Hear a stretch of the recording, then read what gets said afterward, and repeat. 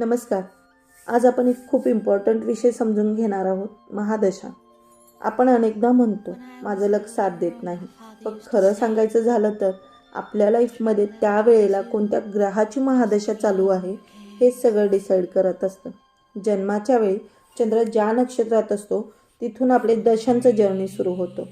प्रत्येक ग्रहाला एक specific time period दिलेला असतो आणि त्या काळात तो ग्रह आपल्या लाईफवर कंप्लीट कंट्रोल ठेवतो.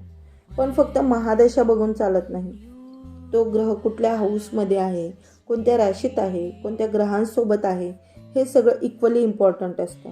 उदाहरण द्यायचं झालं तर राहूची दशा येते तेव्हा माणूस रियालिटीला फेस करतो. शनीची दशा येते तेव्हा लाईफमध्ये स्ट्रगल आणि हार्डवर्क वाढतो आणि गुरुची दशा येते तेव्हा होप, ग्रोथ आणि गायडन्स मिळतं.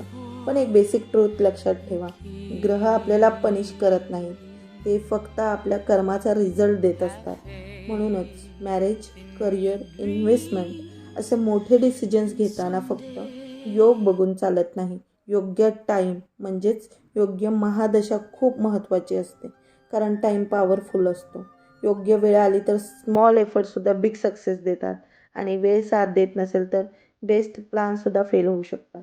शेवटी एकच, महादशा म्हणजे आपल्या लाईफचा डिरेक्शन ठरवणारा पिरियड आहे आणि तो समजून घेतला तर डिसिजन मेकिंग खूप सोपं होतं.